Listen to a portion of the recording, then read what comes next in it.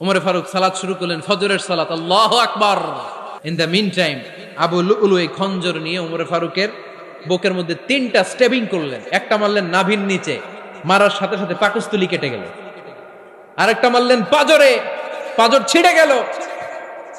3টা মারার পরে উমরে ফারুক বললেন, কতালানি আল কাল, এক কুকুর আমাকে মেরে ফেলেছে। পেছন থেকে এক সাহাবীকে টান মেরে সামনের দিকে নিয়ে গেলেন, তুমি নামাজের ইমামতি করাও। আর ওমরে ফারুককে বাকিরা ধরাধরি করে পেছনে নিতে আরম্ভ করলেন। আর এই আত্মাই আক্রমণ যে করেছে, সে কাতারের মাঝখান দিয়ে যেতে আরম্ভ করলো আর 2 দিকে ছুরি মারতে আরম্ভ করলো। 13 জন সাহাবীর গায়ে ছুরি মেরেছে, 7 জন সাহাবা স্পট ডেথ, জায়গায় মৃত্যু। এই ভয়ঙ্কর অবস্থা দেখে এক সাহাবী বুরনুস, এক ধরনের জুব্বা আছে মাথাওয়ালা, অনেকে জ্যাকেট পরছেন না এরকম মাথাওয়ালা, লম্বা জুব্বা আছে আর ওরা শীতে পড়ে মাথাওয়ালা, এই মাথাওয়ালা জুব্বা বের করে এক সাহাবী জালের মতো তার দিকে উড়ায় মারল। ওই বুরনুসের মধ্যে পেঁচিয়ে আবু লুলু মাটিতে পড়ে গেল আর সুইসাইড করে ফেলল, নিজের বুকে নিজে মেরে আত্মহত্যা। যেই সাহাবীকে ইমামতির জন্য দাঁড় করালেন, উনি ছোট্ট সূরা দিয়ে প্রথম রাকাতে সূরা আল কাউসার, দ্বিতীয় রাকাতে সূরাতুল ইখলাস দিয়ে নামাজ শেষ। উমরে ফারুক বেহুশ। উমরে ফারুক কি বেহুশ। সবাই কান্নাকাটি করতেছে, সবাই দেখতে গেলেন, এখন হুঁশ ফিরে না। মুখের মধ্যে, মুখ খুলে রাষ্ট্রের চিকিৎসক মুখের মধ্যে দুধ দিলেন, ওই নাভি দিয়ে দুধ বের হয়ে যায়, পাকস্থলী কেটে ওখান দিয়ে দুধ বের হয়ে যাচ্ছে।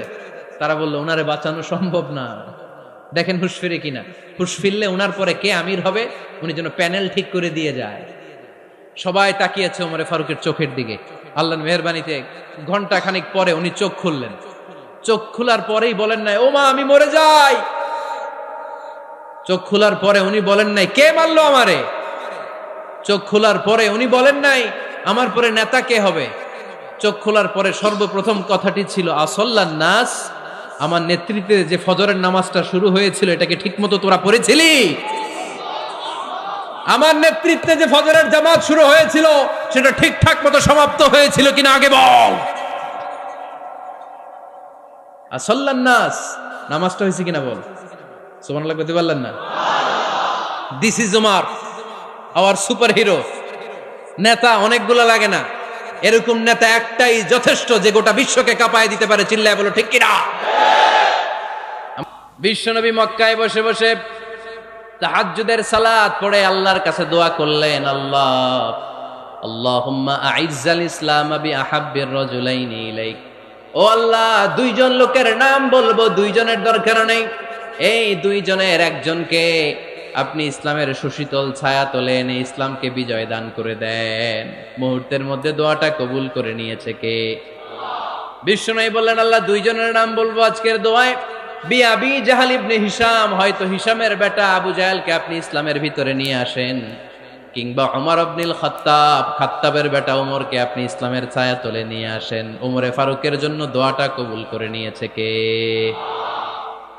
মক্কার যে অবস্থা, আল্লাহর হাবিব সাল্লাল্লাহু আলাইহি ওয়াসাল্লাম বুঝলেন মক্কার এই 2 জনের একজন যদি আমার সাথে না থাকে তাহলে মক্কায় দাওয়াতি কাজ চালিয়ে যাওয়া যাবে। আল্লাহরে বললেন, আল্লাহ বেশি চাই না, এই 2 জনের একজন, হয় আবু জাহেল নয় ওমর, হয় আবু জাহেল নয় ওমর। বিশ্বনবী যখন দোয়া করলেন, এই দোয়ার একটা ইমানি ধাক্কা, নুরানি ধাক্কা সাইয়েদনা ওমরে ফারুকের হৃদয়কে স্পর্শ করে ফেলল। দোয়া ইজ লাইক এ মিসাইল। এই যে আমরা দোয়া করি, এটা মিসাইলের মতো। যুদ্ধে মিসাইল হামলা করে না? মিসাইল হামলা করার পরে এই মিসাইল লক্ষ্য বস্তুতে যে ভেদ করে, ঠিক কিনা? তেমনি দোয়ার মতো যদি আপনি দোয়া করতে পারেন, আপনি যেই জন্য দোয়া করেছেন ঠিক ওই জায়গায় যে আপনার দোয়া স্পর্শ করে। সুবহানাল্লাহ পড়বেন না? বিশ্বনবীর দোয়ার মাধ্যমে প্রথমে সাইয়েদনা ওমর ফারুকের হৃদয়ে এক ধাক্কা লাগলো। 2 নম্বরে রব্বুল আলামিন সূরাতুল হাক্কা দিয়ে ওমর ফারুকের হৃদয়ের মধ্যে দিলেন এক ধাক্কা। পড়েন আল্লাহু আকবার। কোরআনের ভেতরে সূরাতুল হাক্কা নামে একটা সূরা আছে না নাই? আল হাক্কাতু মাল হাক্কা ওয়া মা আদরাকা মাল হাক্কা। পড়েন আল্লাহু আকবার। বিশ্বনবী যখন দোয়া করলেন, ওই দোয়া যখন সৈয়দনা ওমরে ফারুকের হৃদয়ে স্পর্শ করলো, সৈয়দনা ওমরে ফারুক সব সময় বিশ্বনবীরে ফলো করতে আরম্ভ করলেন। বিশ্বনবী ডানে গেলে লুকিয়ে লুকিয়ে ওমর ফারুক ডানে যায়, বিশ্বনবী বায়ে গেলে লুকিয়ে লুকিয়ে ওমরে ফারুক বায়ে যায়। বিশ্বনবী একবার মসজিদুল হারামে যে নামাজ পড়তে শুরু করলেন, ওমরে ফারুক তখন বিশ্বনবীর পিছু পিছু ছদ্মবেশে পেছন থেকে যে বিশ্বনবী কিভাবে নামাজ পড়ে দেখতে শুরু করলেন। বিশ্বনবী ইন দা মিন টাইম এশার নামাজে আল হাক্কাতুমাল হাক্কা তেলাওয়াত শুরু করে দিলেন। আল হাক্কাতুমাল হাক্কা তেলাওয়াত শুরু করে দিলেন। তেলাওয়াত করতে করতে বিশ্বনবী যখন তেলাওয়াত করতেছে, ওমরে ফারুক এরকম দুলতেছে আর মজা পাচ্ছে। ওমিয়া বিশ্বনবীর কণ্ঠ বুঝি আমার মতো কণ্ঠ, আপনার মতো কণ্ঠ, আহমদ বিন ইউসুফের কণ্ঠ, আব্দুল বাসিতের কণ্ঠ না। বিশ্বনবীর গলায় যে কি সুরের ঝংকার আল্লাহ দিয়েছেন, কি সুরের লহরি আল্লাহ দিয়েছেন, একবার যে শুনতো পাগল হয়ে যেত। আল্লাহু আকবার। বিশ্বনবী সূরা হাক্কা মন্ত্রমুগ্ধ তেলাওয়াতে, মন্ত্রমুগ্ধ সুর দিয়ে, মন্ত্রমুগ্ধ কণ্ঠ দিয়ে তেলাওয়াত করতে লাগলেন। এশার সালাতে ওমরে ফারুক দুলতে লাগলেন। ওমরে ফারুক যত শুনেন অবাক হয়ে যায়, যত শুনেন অবাক হয়ে যায়, যতই শুনে অবাক। কিরে? কারণ তিনি আরবি ভাষা বুঝতেন। এত সুন্দর শব্দের গাঁথুনি, এত প্রাঞ্জল বর্ণনা, এত সুন্দর অন্তমিল, এটা কবিতা না হয়ে পারে না। উনি মনে মনে ভাবলেন এটা মনে হয় কবিতা। It might be poem, it could be poem. Muhammad মনে হয় কবি হয়ে গেছে, তার কাব্য প্রতিভা দিয়ে সে এটা বানিয়েছে। তা না হলে এত সুন্দর কথা, এটা কবিতা না হয়ে পারে। ইন দ্য মিন টাইম বিশ্বনবী কিন্তু দেখতেছে না যে পেছনে ওমর। বিশ্বনবী তেলাওয়াত করছিলেন। ইন দ্য মিন টাইম বিশ্বনবী পড়ছিলেন ওমা হুয়া বিকাউলি শাইরিন কলিলাম মা তুমিনুন। এই আয়াতের অর্থ হলো এটা কোনো কবির কথা নয়, খুব অল্প সংখ্যক লোকই তোমরা ঈমান আনো। সুবহানাল্লাহ পড়ে। এটাকে বলে কোইন্সিডেন্ট। কোইন্সিডেন্ট হুট করে অনেক সময় মিলে যায়, যায় কি যায় না। আপনি একজনের কথা ভাবতেছেন ভাবতেছেন, বাজারে গেলেন, বাজারে যেই দেখেন ওই লোকটা দাঁড়ায় আছে, এরকম হয় কি হয় না? কোইন্সিডেন্ট। ওমরে ফারুক মনে মনে যেটা ভাবতেছে ওই কথা দিয়ে বিশ্বনবী তেলাওয়াত করতেছে। আল্লাহু আকবার।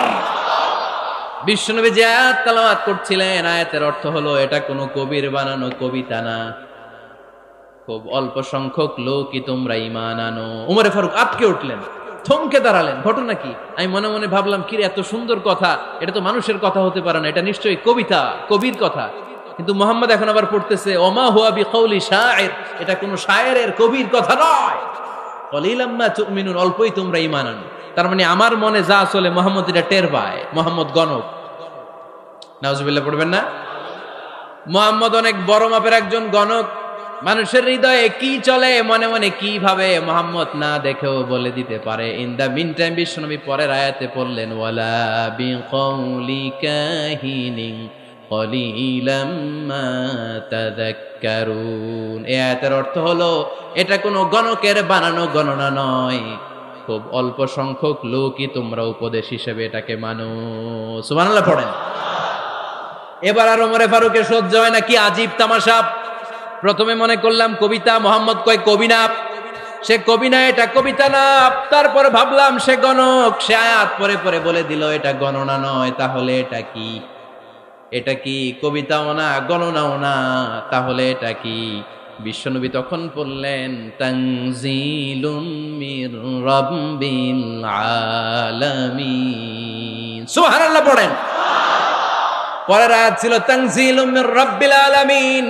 এটা দুনিয়ার কোনো কবির বানানো কবিতা না, এটা কোনো গণকের গণনা না, এটা কোনো সাহিত্যিকের বানানো সাহিত্য নয়, এটা মহাবিশ্বের পরিচালক রব্বুল আলামিনের কাছ থেকে পাঠানো কিতাব কোরআন। সূরা হাক্কার ধাক্কায় ওমরে ফারুক কাইত। প্রথমে ধাক্কাটা লাগলো যে দোয়া। বিশ্বনবী তাহাজ্জুদে কেঁদে দোয়া করলেন, আল্লাহ হয় আবু জাহেল রে দিবা, নাইলে ওমর রে দিবা। ওই দোয়া ওমরে ফারুকের হৃদয়ে ছোঁয়া লেগেছে। এরপরে হাক্কা, সূরাতুল হাক্কা দিয়ে দিলে এক ধাক্কা। এই ধাক্কা খেয়ে উথাল পাথাল হৃদয়ের মধ্যে, হায় রে এ কি বাণী, এ কেমন কথা, কে মুহাম্মদ? তারপরও শয়তানের ওয়াসওয়াসা আছে না নাই? আল্লাহ বলে যতই ওয়াসওয়াসা ওমরকে দেয়া হোক, আমি ওমরে ফারুককে এই মুসলিম উম্মাতের সেনাপতি বানিয়ে ছাড়বো, আমি সেনাপতি বানাবো। এবার 3 নাম্বার ডোজ। ডাক্তারের কাছে গেলে প্রথমে দেখবেন সিম্পল ডোজ দেয়, নরমাল ওষুধ, এটাতে কাজ না হইলে ডোজ বাড়ায়, একেবারে কাজ না হইলে অ্যান্টিবায়োটিক মারে, আছে না নাই? আল্লাহ প্রথমে দোয়ার ছোঁয়া লাগালেন, তারপর সূরা হাক্কা দিয়ে ধাক্কা মারলেন, এরপরে রব্বুল আলামিন বলেন এবার ৩ নাম্বার ডোজ সূরা তহা দিয়ে আমি তোমার হৃদয়টারে উজালা বানায় দেব রে ওমর। শয়তান ওদিক দিয়ে ওয়াসওয়াসা, খেলা দুই দিক থেকে চলতেছে। আল্লাহ তাআলা হেদায়েতের রাস্তায় টানছে, শয়তান জাহান্নামের দিকে টানছে। ঘোষণা দেয়া হলো মক্কায়, মুহাম্মদের মাথা কেটে এনে দিলে এত এত স্বর্ণ মুদ্রা দেয়া হবে। ওমরে ফারুক রাজি হয়ে গেলেন, নাঙ্গা তলোয়ার নিয়ে বিশ্বনবীর মাথা কাটার জন্য ছুটলেন। নাউজুবিল্লাহ পড়বেন না? বনু জাহরা গোত্রের এক লোক বলে, আইনা ইয়া ওমর, কই যাও? মুহাম্মদের মাথা কাটতে যাই।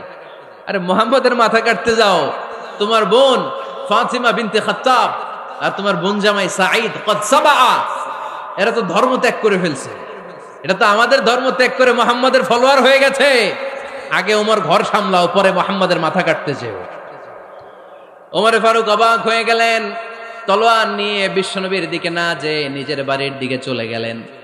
বিশ্বনবীর আপন বোন ফাতিমা বিনতে খাত্তাব, বোন জামাই সাঈদ আর খাব্বাব রাদিয়াল্লাহু তাআলা আনহু তিনজন মিলে সূরা তহা তেলাওয়াত করছিলেন। পড়েন সুবহানাল্লাহ। মক্কায় লুকিয়ে লুকিয়ে দাওয়াত হতো। খাব্বাব রাদিয়াল্লাহু তাআলা আনহু একটা চামড়ার ফলকের মধ্যে সূরা তহার কয়েকটা আয়াত এনে ওমরে ফারুকের বোন আর বোন জামাইকে শিক্ষা দিচ্ছে, ট্রেনিং দিচ্ছে। সুবহানাল্লাহ পড়েন। লুকিয়ে লুকিয়ে ওমরে ফারুক যখন ঘরে চলে আসলেন, এরা তটস্থ হয়ে গেল। সাইয়েদনা খাব্বাব বিছানার তলায় লুকিয়ে গেলেন। ওমরে ফারুক বললেন, দরজা খোলো। ফাতিমা বিনতে খাত্তাব দরজা খোলার পরে নির্মম ভাবে সাইয়েদনা ওমর রাদিয়াল্লাহু তাআলা আনহু বোনের গায়ে আঘাত শুরু করে দিল। বোন জামাইকে আহত করতে শুরু করলো আর বলতে শুরু করলো, তোরা পাগল হলি কেন? কি আছে ওই মুহাম্মাদের মধ্যে? কি জাদু নিয়ে সে এসেছে? সে যাই বলে লোকজন পাগল হয়ে যায়, সবাই তার উপর কালিমা পড়ে ঈমান এনে ফেলে। কি এমন জিনিস তোদের কাছে আছে যেটা দেখে মুহাম্মদকে তোরা ভালোবাসলি? কি আছে? কি পড়তেছিলি আমারে দেখা। ফাতেমা বলে, ইন্নাকা রিজসুন লা ইয়ামাসসুহু ইল্লাল মুতাহহারুন। ও আমার ভাই ওমর, তুমি নাপাক। তুমি কি? লা ইয়ামাসসুহু ইল্লাল মুতাহহারুন, পবিত্রতা অর্জন না করে এই কোরআন ধরা যায় না। সুবহানাল্লাহ পড়েন। উমরে ফারুক গোসল করে আসলেন, কারণ ধাক্কা তো আগে কয়েকটা খাইছে। কথা বুঝেন নাই বোধহয়? প্রথমে দোয়ার ধাক্কা, পরে কোন সূরা দিয়ে ধাক্কা? হাক্কা দিয়ে ধাক্কা। ৩ নম্বরে এখন আর একটা ধাক্কা খাবে। গোসল করে আসলেন। ফাতিমা বিনতে খাত্তাব বললেন, গোসল যখন করে এসেছেন, এই নেন। উমরে ফারুক এবার চামড়ার কাপড়ের মধ্যে সূরা তহার প্রথম আয়াতের দিকে নজর করলেন। নজর করেই কোরআনের প্রেমে পড়ে গেলেন। পড়েন সুবহানাল্লাহ। উমরে ফারুক পড়তে আরম্ভ করলেন, তহা মা আনজালনা আলাইকাল কুরআনা লিতাশকা ইল্লা তাযকিরাতাল লিমান ইয়াখশা তানজিলাম মিম্মান খালাকাল আরদা ওয়াস সামাওয়াতিল উলা। সুবহানাল্লাহ পড়েন। উনি পড়তে আরম্ভ করলেন, তহা মা আনজালনা আলাইকাল কুরআনা লিতাশকা, এই কোরআনকে আমি তোমাদের হতভাগ্য জাতি হিসেবে দুনিয়ায় থাকার জন্য পাঠাই নাই। এটা রব্বুল আলামিনের পক্ষ থেকে এসেছে। যারা রবকে ভয় করে তাদের জন্য আছে উপদেশ। যিনি আকাশ বানিয়েছেন, জমিন বানিয়েছেন, ওই আল্লাহ তাআলা নিজেই এই কোরআন পাঠিয়েছে। আওয়াজ করে পড়তে হবে, আল্লাহু আকবার। উনি খুব ভালো আরবি জানতেন। সূরা তহা পড়ার পরে আর ধৈর্য ধারণ করতে পারে না।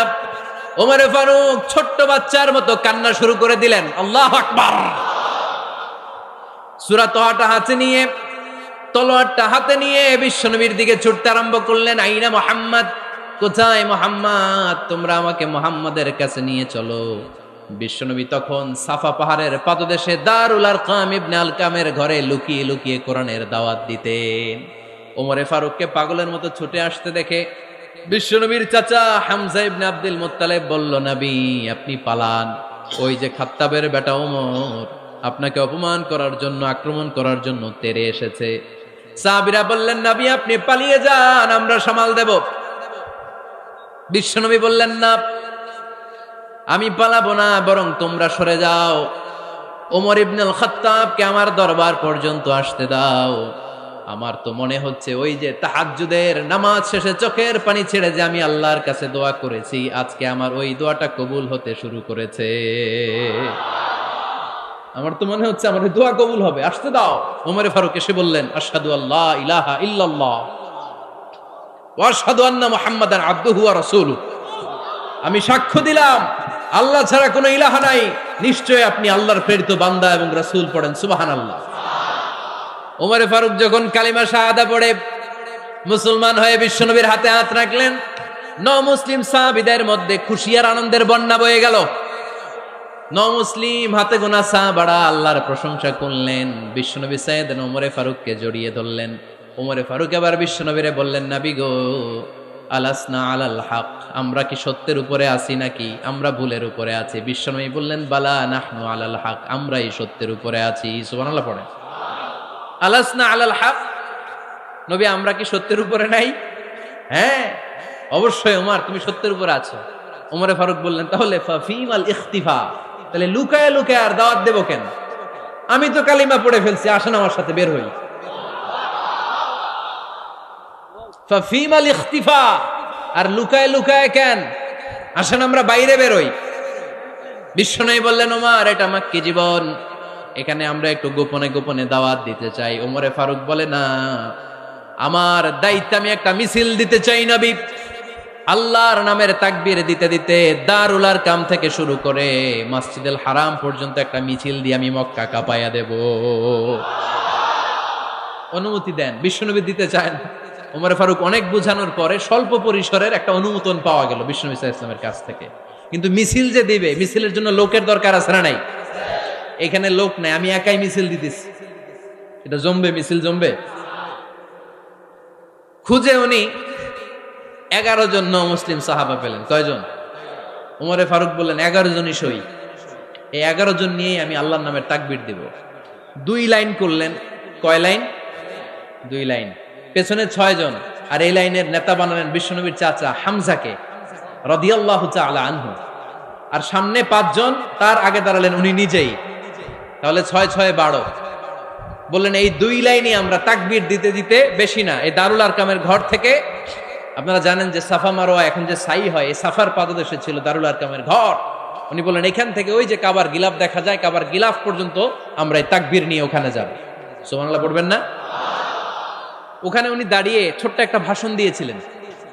উনি বলেছিলেন, মান আরাদা আন তাসকুলা উম্মু ওয়া ইয়াতামা ওয়ালাদু ওয়া তারমিলা যাওজাতুহু ফালিয়াসুদ্দানি। খেয়াল করে শুনেন, কান দুইটা খরগোশের কানের মতো খাড়া করেন। উনি এক বাক্যের একটা ভাষণ দিলেন। ভাষণ দিতে জানলে বড় ভাষণ দেয়া লাগে না। এক বাক্যের ভাষণ দিয়ে গোটা বিশ্বকে ঝাঁকুনি মারা যায়। চিল্লায় বলো ঠিক কিনা? ওমরে ফারুক এক বাক্যের একটা ছোট্ট ভাষণ দিলেন। মান আরাদা আন তাসকুলা উম্মু, কে আছো মায়ের এই মক্কায়, কে আছো মায়ের বুক খালি করতে চাও?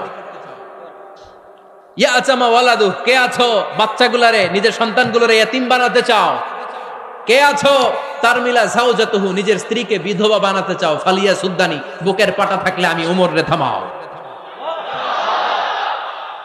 ফালিয়া সুদ্দানি, দেখি মক্কায় কার এত বড় বুকের পাটা। কে আছো মায়ের বুক খালি করতে চাও, সন্তান রে এতিম বানাতে চাও, স্ত্রীকে বিধবা বানাতে চাও? ফালিয়া সুদ্দানি, পারলে আমারে ঠেকাও। এই বলে উনি আল্লাহু আকবার, আল্লাহু আকবার, আল্লাহু আকবার বলে স্লোগান শুরু করে দিলেন। এক এক স্লোগানে মক্কার মরুজমিন থারথার করে কাঁপতে আরম্ভ করলো।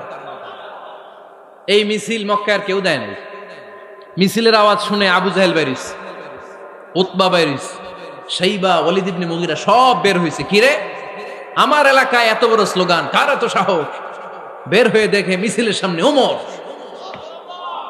ওমর রে দেখে দিছে একদম। কারণ ওমরে ফারুককে থামানোর মতো বাপের বেটা মক্কায় দ্বিতীয়টা কেউ ছিল না। আওয়াজ করে বলেন ঠিক কিনা? ওমরে ফারুক আল্লাহু আকবার, আল্লাহু আকবার বলে স্লোগান দিতে দিতে মসজিদুল হারামের ভেতরে ঢুকে গেল। কাবার গিলাফ ধরার পরে সেদিন মিছিল থেমেছে। ওই আল্লাহর নামের স্লোগান সেদিন কেউ থামাতে পারে নাই, কিয়ামত পর্যন্ত কেউ থামাতে পারবে না। চিল্লায় বলো ঠিক কিনা? ওই রকম একটা ওমরের দরকার, আমাদের বেশি চাই না। জোরে বলেন ঠিক কিনা? দাও খোদা দাও আমায় আবার ওমর দারাজ দিল, দাও খোদা দাও আমায় আবার ওমর দারাজ দিল, দাও আলীর মতো বীর সেনানি, আলীর মতো বীর সেনানি জাগাতে নিখিল, দাও খোদা দাও আমায় আবার ওমর দারাজ দিল। সুবহানাল্লাহ পড়েন। একটা ওমর লাগবে, চিল্লায় বলেন কয়টা? ওই ওমরের অপেক্ষায় বাংলাদেশ সহ গোটা মুসলিম উম্মাহ, ঠিক কি না? একটা ওমরই যথেষ্ট। আমাদের সেন্ট্রাল লিডারশিপ নাই তো, আমাদেরকে এদিকে লাথি মারলে আমরা ওইদিকে যাই, ওদিক থেকে গুতা মারলে আমরা এদিকে যাই। আমাদের রিপ্রেজেন্টেটিভ, আমাদের প্রতিনিধিত্ব করার মতো কোনো কেন্দ্রীয় লিডারশিপ নেতৃবৃন্দ গোটা বিশ্বে নাই, ঠিক কি না? আমরা সেই ওমরে ফারুকের অপেক্ষায়, আমরা সেই ইমাম আল মাহাদির অপেক্ষায়। এই ওমরে ফারুক আমাদের মডেল, ঠিক কি না? থার্ড ইন পজিশন এই পুরা উম্মতের মধ্যে ওনার পজিশন নাম্বার 3। 1 নাম্বার পজিশন বিশ্বনবীর, কার? 2 নাম্বার পজিশন কার? আবু বকর। 3 নাম্বার পজিশন কার? ওমরে ফারুকের। বিশ্বনবী বলতেন লা নবিয়্যা বা'দি, লা নবিয়্যা বা'দি, আমার পরে কোনো নবী নাই। ওয়ালা রাসূলা, আমার পরে কোনো রাসূলও নাই। আমার নবীর পরে আর কোনো নবী আছে? আমার নবীর পরে আর কোনো রাসূল আছে? এই যে কাদিয়ানি যে একটা সম্প্রদায় আছে, এরা কি মুসলিম নাকি অমুসলিম? মুসলিম সম্প্রদায়ের সাথে এদের কোনো সম্পর্ক নাই, চিল্লায় বলেন ঠিক কি না? এরা যদি মুসলমান হতে চায়, আমার নবী দ্য লাস্ট মেসেঞ্জার বিশ্বনবীকে খাতামুন নবী হিসেবে সংবাদ সম্মেলন করে গোটা বিশ্বকে জানায় দিতে হবে, তারপরে তাদেরকে আমরা মুসলিম হিসেবে স্বীকৃতি দিব, চিল্লায় বলেন ঠিক কি না? তা না হলে তারা কোন ধর্মের এটাকে জানায় দিতে হবে। No inferiority complex, no identity crisis. Identity ক্রাইসিসে থাকা যাবে না। আপনারা কোন ধর্মের এটা জানায় দেন। আপনারা বিশ্বনবীরও শেষ নবী মানবেন না, আবার মুসলিম বলেও নিজেদেরকে ট্যাগ লাগাতে চাইবেন। সাধারণ মুসলমানরা এটা এই ধোঁকাবাজি মানে না, চিল্লায় বলেন ঠিক কি না? আমার নবীর পরে কোনো নবী নাই, আমার রাসূলের পরে কোনো রাসূল নাই, ঠিক কি না? আল্লাহর হাবিব বলতেন লাউ কানা বা'দি নাবিয়্যুন লাকানা উমর, তবে আমার পরে যদি নবী হওয়ার যোগ্যতা কারো থাকে, আমার ওমরের ওই যোগ্যতা আছে। সুবহানাল্লাহ পড়েন। প্রভু তুমি বলেছ রাসূল দেবে না, বলনি দেবে না ওমর, বলনি দেবে না হামজা তারি, খালিদ বিজয় সম, তুমি বলেছ রাসূল দেবে না। সুবহানাল্লাহ পড়েন। এজন্য আমরা একটা ওমর চাই। কয়টা? বেশি লাগবে? নেতার মতো নেতা কয়টা লাগে? জোরে বলেন কয়টা? Enough, that's enough. ওমরে ফারুক আওয়ার সুপার হিরো। ওনার সাথে বিশ্বনবী সাল্লাল্লাহু আলাইহি ওয়াসাল্লামের মুসাহারার সম্পর্ক ছিল। ওমরে ফারুক যে বিশ্বনবীর শ্বশুর, এটা অনেকে জানেই না। ওমরে ফারুক রাদিয়াল্লাহু তাআলা আনহু বিশ্বনবীর শ্বশুর ছিলেন। এটা আজকে নতুন শুনছেন, কে কে হাত তোলেন? দেখছেন হুজুর? সঠিক বলছি না আমি? অনেকে আমরা জানি না। মাশাআল্লাহ, জানতে লজ্জা নাই, শিখতে লজ্জা নাই। লজ্জা হচ্ছে অজ্ঞতায় আর মূর্খতায়, ঠিক কি না? আমরা শিখতে রাজি আছি। যে কথা বলে আমরা তার ছাত্র। আমার আগে হুজুর কথা বলতেছিলেন, আমরা ছিলাম ছাত্র। এখন আমি কথা বলতেছি, এখন আমরা সবাই হয়ে গেছি ছাত্র, ঠিক কি না? যিনি বলেন তিনি শিক্ষক, বাকিরা আমরা ছাত্র, ঠিক কি না? 4 খলিফার 2 খলিফা, ইসলামের 4 খলিফার 2 খলিফা বিশ্বনবীর মেয়ের জামাই, আর বাকি 2 খলিফা বিশ্বনবীর শ্বশুর। সুবহানাল্লাহ পড়েন। সাইয়েদনা আলী রাদিয়াল্লাহু তাআলা আনহু, সাইয়েদনা উসমান যুন-নূরাইন বিশ্বনবীর মেয়ের জামাই। উসমান রাদিয়াল্লাহু তাআলা আনহুর কাছে বিশ্বনবী 2 মেয়েকে বিয়ে দিয়েছিলেন। একজন মারা যাওয়ার পরে আরেকজন। বিশ্বনবী বলেছেন এরপরে আরেকটা থাকলে ওইটারও বিয়ে দিতাম। সুবহানাল্লাহ পড়বেন না? 2 জন ছিল মেয়ের জামাই আর 2 জন ছিল শ্বশুর। সাইয়েদনা আবু বকর শ্বশুর, বিশ্বনবীর স্ত্রী আম্মাজান আয়েশা রাদিয়াল্লাহু তাআলা আনহার বাবা। বিশ্বনবীর স্ত্রী আম্মাজান হাফসা রাদিয়াল্লাহু তাআলা আনহার বাবা ছিল সাইয়েদনা ওমর ফারুক। চিল্লায় পড়েন আল্লাহু আকবার। জান্নাতুন পজিশন না, সাইয়্যিদু কুহুলিল জান্নাহ। জান্নাতে যত নারীরা যাবে, নারীদের সর্দারিনী হবে সাইয়্যিদাতুনা ফাতেমা রাদিয়াল্লাহু তাআলা আনহা। এই ফরিদপুরের যত ইয়াং স্টাররা, তোমরা যারা জান্নাতে যাবে, তোমাদের লিডার হবে সাইয়েদনা হাসান আর হুসাইন রাদিয়াল্লাহু তাআলা আনহুমা। আর বয়স্ক মুরব্বীরা যারা জান্নাতে ঢুকবেন, আপনাদের লিডার হবে সাইয়েদনা আবু বকর আর সাইয়েদনা ওমর ফারুক রাদিয়াল্লাহু তাআলা আনহু। সুবহানাল্লাহ পড়তে পারলেন না? ওমর ফারুক এটা সাধারণ কোনো ক্যারেক্টারিস্টিক্স নয়, ওনাকে আল্লাহ তাআলা নলেজও দিয়েছেন, আবার দিনদারিও দিয়েছেন। আমার দিনী ভাইয়েরা খেয়াল রাখবেন, কোনো আলেমের মধ্যে বা কোনো নেতার মধ্যে যদি এই দুইটার সমন্বয় আপনি পান, যে তার জ্ঞানও আছে আবার দিনদারিও আছে, he belongs the knowledge and he belongs the তাকওয়া, সে গোটা বিশ্বকে জয় করে ফেলবে। ঠিক কিনা? যার মধ্যে জ্ঞান আছে, যার মধ্যে তাকওয়া আছে, তারে কেউ থামায় রাখতে পারে? ওমরে ফারুককে এই দুই নেয়ামত দিয়ে ধন্য করেছে কে? সহিহ বুখারীর বর্ণনা, বিশ্বনবী সাহাবীদের সামনে একটা স্বপ্নের কথা বলছেন। বিশ্বনবী বললেন, আমি স্বপ্নে দেখলাম আমার আঙ্গুলের ফাঁকা থেকে দুধ বের হচ্ছে, আমি তৃপ্তি সহকারে দুধ খেলাম। খাওয়ার পরে দেখলাম আঙ্গুলের মধ্যে একটু দুধ লেগে আছে। আমার আঙ্গুলে অতিরিক্ত লেগে থাকা দুধটা আমি ওমরে ফারুকের মুখের মধ্যে লাগিয়ে দিলাম। সাহাবারা বললেন, ইয়া রাসূলুল্লাহ, ইয়া হাবিবাল্লাহ, মাযা আওয়ালতা বিহি, এই স্বপ্নের আপনি কি ব্যাখ্যা করলেন, আমরা তো বুঝলাম না। বিশ্বনবী বললেন, আওয়ালতু বিহি আল ইলম, আমি এই দুধ দিয়ে জ্ঞানের ব্যাখ্যা করেছি, কারণ ওমরকে আল্লাহ যেই জ্ঞান দিয়েছে গোটা বিশ্বের কাউকে এত জ্ঞান দেয় না। এজন্য স্বপ্নে যদি কেউ দেখেন যে আপনি দুধ খাচ্ছেন, তার মানে আল্লাহ তাআলা আপনার জ্ঞান বাড়ায় দিবে। ওমরে ফারুককে দুধ খেয়ে অতিরিক্ত দুধের অংশটা বিশ্বনবী আবু বকর রাদিয়াল্লাহু তাআলা আনহুর মুখে দেন নাই, সাইয়েদনা উসমানের মুখে দেন নাই, আলী রাদিয়াল্লাহু তাআলা আনহুর মুখে দেন নাই। স্বপ্নে ওই অতিরিক্ত লেগে থাকা দুধটা বিশ্বনবী ওমরে ফারুকের ঠোঁটের মধ্যে লাগিয়ে দিয়েছেন।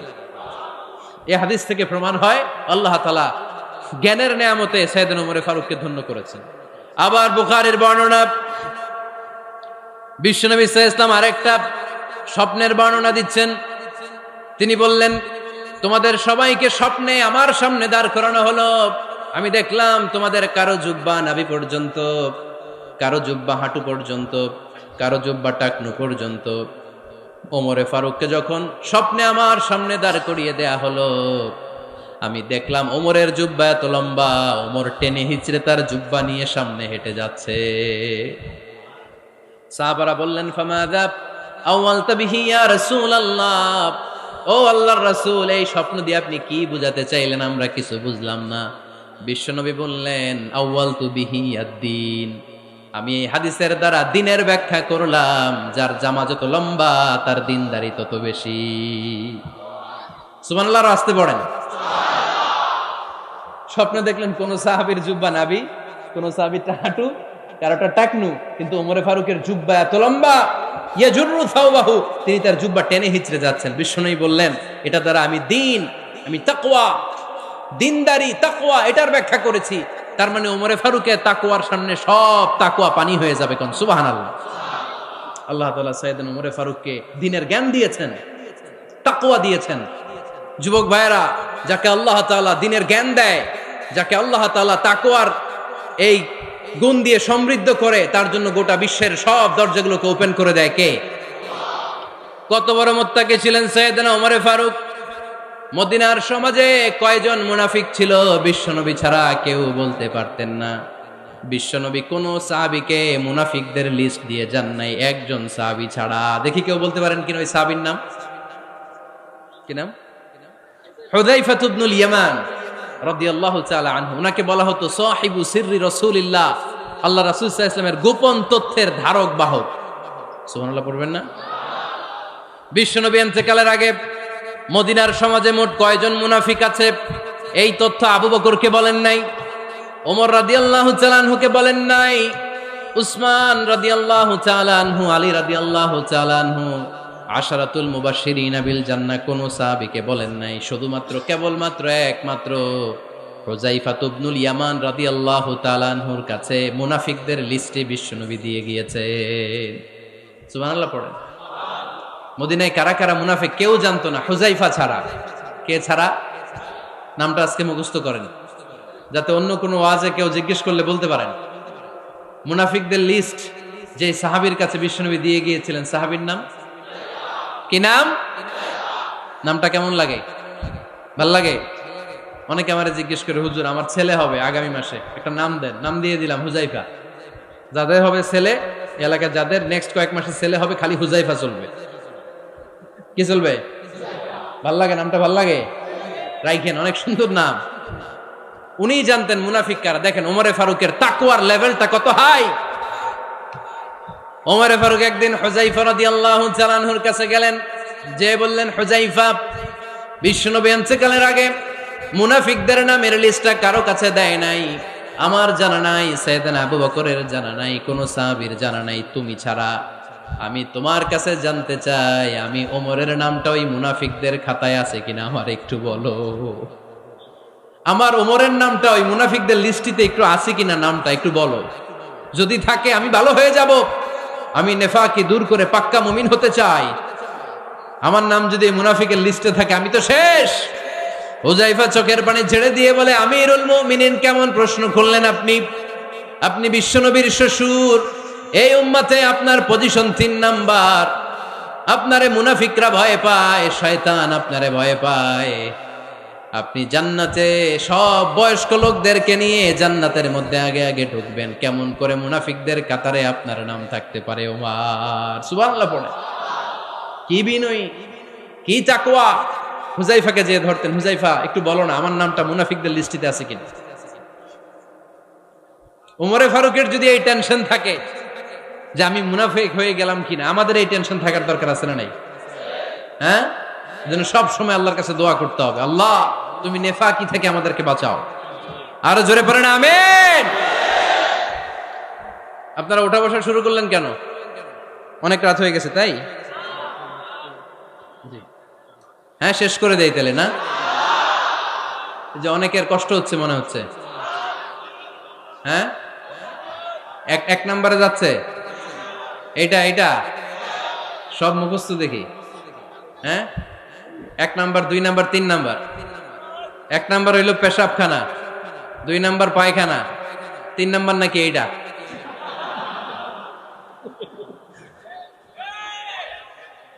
আছে না নাই? না। সিগারেট কোন মুসলমান খেতে পারে? সিগারেট হয় টোবাকো প্ল্যান্টস থেকে, তামাক পাতা। ফরিদপুরে চাষ হয় নাকি? হয়। কোন থানায় হয় বেশি? হ্যাঁ, তামাক ক্ষেত যারা দেখছেন, কোন বেড়া লাগানো লাগে? কেন? ছাগলেও মুখ দেয় না। তো যেটা ছাগলে খায় না, এটা কোনো মুমিন বান্দা খাইতে পারে? তো খান কেন এগুলো, এই পচা জিনিস? হ্যাঁ, এই পৃথিবীতে বিড়ি আর সিগারেটই একমাত্র খানা যেটা টয়লেটে ঢুকে খাওয়া যায়, তাই না? পৃথিবীতে সিগারেট আর বিড়ি একমাত্র খাবার। রাগ করবেন না যারা খান, রাগ করেন না। আবার একটু কমন সেন্সটা কাজে লাগানোর জন্য, চিন্তার জন্য বলতেছি। এটাই পৃথিবীর একমাত্র খাবার যেই খাবারের গায়ে এই খাবারের বদনাম লেখা থাকে, স্মোকিং কজেস ক্যান্সার।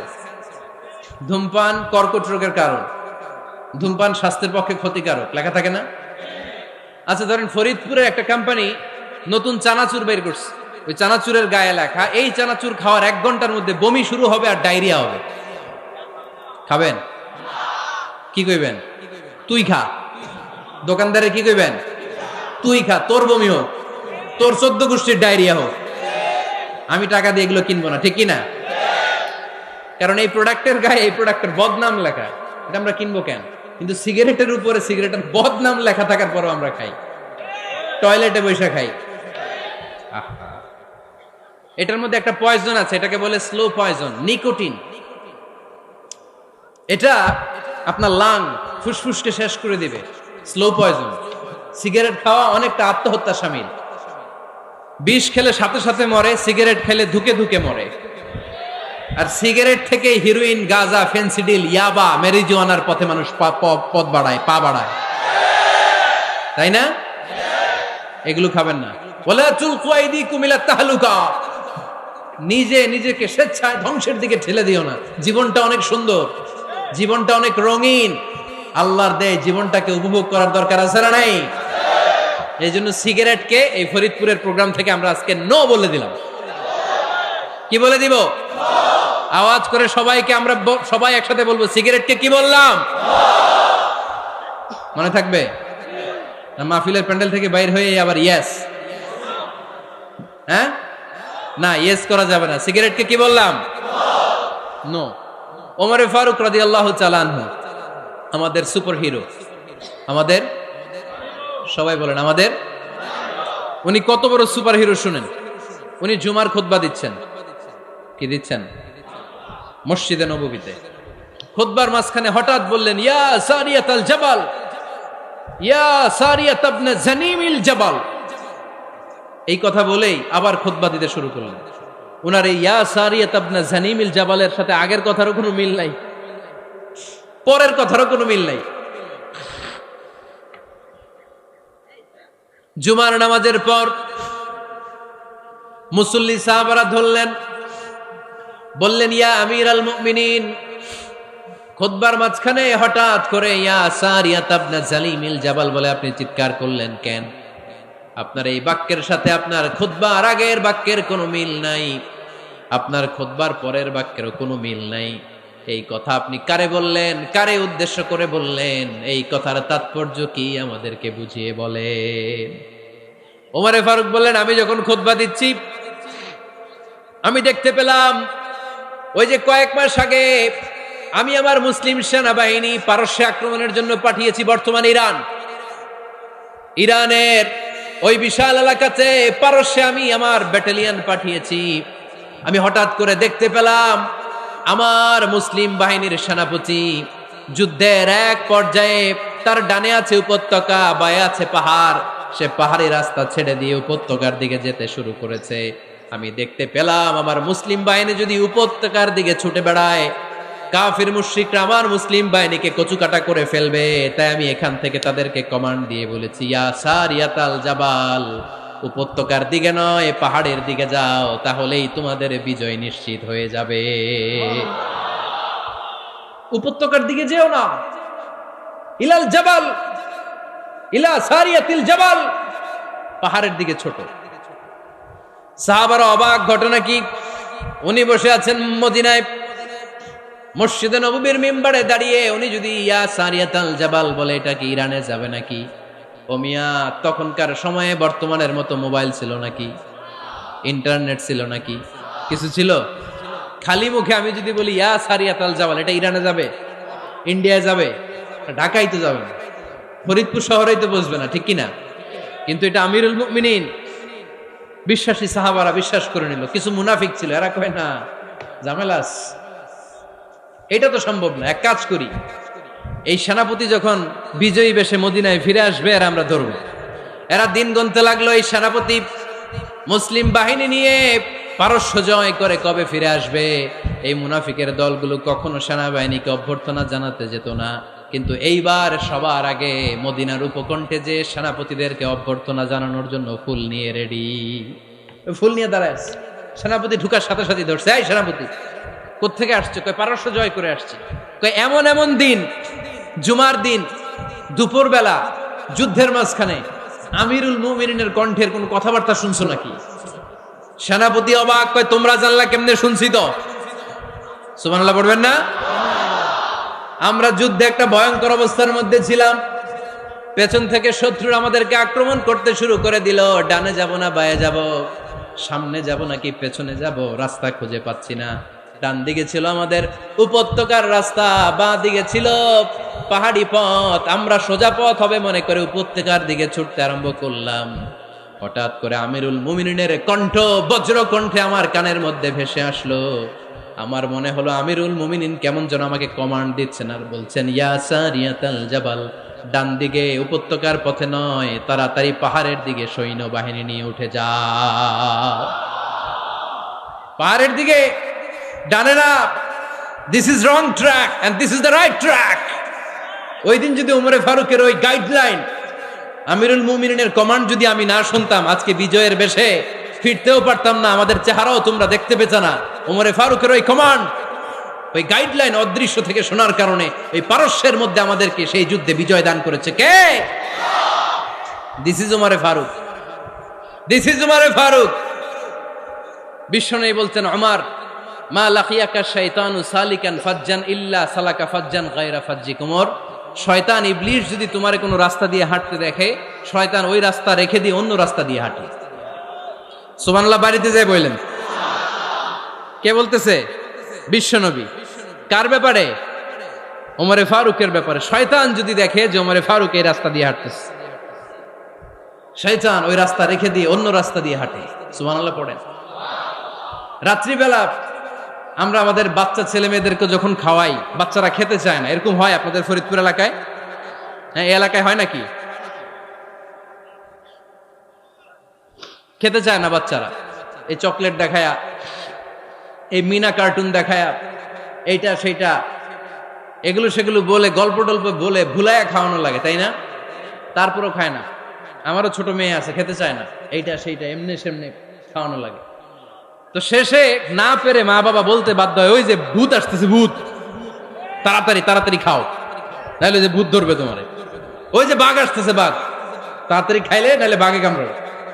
বলি না আমরা? আপনারা কি বলেন? ভূত। আর কি বলেন? হ্যাঁ হ্যাঁ, আচ্ছা, এক এক জায়গায় এক একটা আমরা বলি, ভূত আসবে, বাঘ খাবে, ভাল্লুক খাবে, তাড়াতাড়ি খাও। মদিনাতে যখন ওমরে ফারুক আমিরুল মুমিনিন, মদিনার মায়েরাও বাচ্চাদেরকে খাওয়াতে পারতো না, ছোট্ট মেয়েদেরকে খাওয়াতে পারতো না, খাওয়া নিয়ে যন্ত্রণা করতো। বাচ্চারা যখন মদিনায় খেতে চাইতো না রাত্রি বেলায়, মদিনার মায়েরা বলতো তাড়াতাড়ি খাও, হা হুয়া ইয়াতি উমর, হা হুয়া ইয়াতি উমর, তাড়াতাড়ি খা, নাইলে ওই যে ওমর আসতেছে, Omar. This is our superhero সাইয়েদনা উমর ফারুক রাদিয়াল্লাহু তাআলা। শুধু শয়তানি ভয় পেত না, মুনাফিকরাও ভয় পাইতো, জমের মতো ভয়। শুধু তাই না, আমাদের আম্মাজান বিষ্ণু ইসা ইসলামের স্ত্রীরাও ওমর ফারুককে ভয় পেতেন। সুবহানাল্লাহ কইবেন না? মাঝে মাঝে বিষ্ণু ইসা ইসলামের সাথে আম্মাজান আয়েশার ঝগড়া হতো, হতো না? আপনাদের ফ্যামিলিতে ঝগড়া হয়? হয় না? হয় না? কার কার দেখি? ওরে আল্লাহ, অনেক আল্লাহর ওলি আছে তো এই জায়গায়। ঝগড়া হয় না? কি কথা কয়, ঝগড়া হয় না বলে? বিশ্বনবীর ফ্যামিলিতে ঝগড়া হয়, আপনার ফ্যামিলিতে হয় না? মিষ্টি ঝগড়া। আর ও বিয়েই করে নাই।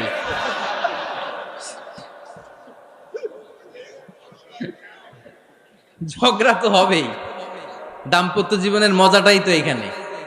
কখনো ঝগড়া, কখনো আনন্দ, একটু বৃষ্টি, একটু রোদ, একটু হাসি, একটু কান্না, ভালো লাগা ভালোবাসা শেয়ার করে নেয়া, মিলেমিশে একাকার হয়ে যাওয়া, ঠিক কিনা?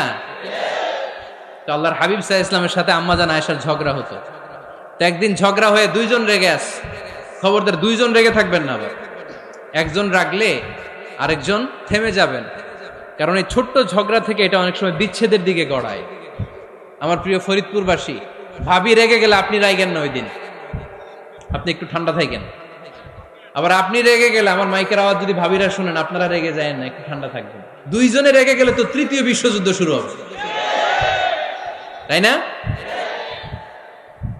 একজন রেগে গেলে আরেকজন ঠান্ডা। কারণ এই সামান্য ঝগড়া থেকে, ইগোর কারণে এটা বিচ্ছেদ আর ডিভোর্স পর্যন্ত গড়ায়। আর শয়তান এখানে উস্কানি দেয়, কারণ ইমানদারদের ফ্যামিলি ভাঙতে পারলে শয়তান সবচেয়ে বড় খুশি হয়। আর ইমানদারদের ফ্যামিলি টিকে থাকলে খুশি হয়ে যায় কে?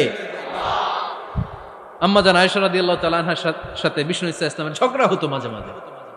একবার ঝগড়া হলো, বিষ্ণু ইসা ইসলামও রাগ, আম্মাজান আয়েশাও রাগ। বিষ্ণুই বললেন, আয়েশা, ঝগড়া করে আর কতক্ষণ থাকবো, আসো মিটমাট করি। আয়েশা রাদিয়াল্লাহু বললেন, ঠিক আছে, মিটমাট করবো। তো বিষ্ণু ইসা ইসলাম বললেন, মিটমাটের জন্য কারে ডাকবো? ওমর রে ডাকি। কয় না, ওমর রে না, ওমর গালিজ, ওমর অনেক রাগে, আমার ডর লাগে। কয় তাহলে তোমার আব্বারে ডাকি। কয় ডাকেন। কি খুশি! মেয়েদের মধ্যে অভ্যাসটা আছে না নাই? তাহলে তোমার আব্বারে ডাকি, ডাকেন। ডেকে নিয়ে আসা হলো।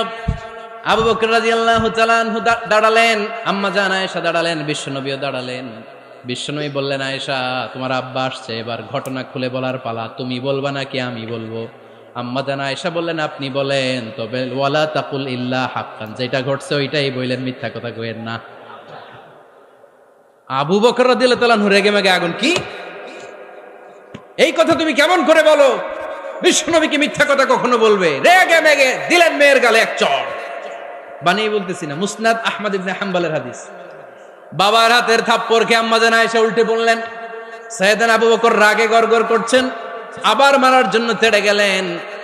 এবার বাঁচার জন্য আম্মা জান আয়েশা বিশ্বনবীর পিছনে যে আশ্রয় নিলেন, বিশ্বনবী বাঁচানোর জন্য দুই হাত মেলে দাঁড়িয়ে গেলেন। পড়েন সুবহানাল্লাহ। বিশ্বনবী যখন দুই হাত মেলে দাঁড়িয়ে গেলেন, সাইয়েদনা আবু বকর রাদিয়াল্লাহু আনহু থেমে গেলেন। সাইয়েদনা আবু বকর রাদিয়াল্লাহু তাআলা আনহু ঘর থেকে বের হয়ে বারান্দায় দাঁড়ালেন। পড়েন সুবহানাল্লাহ।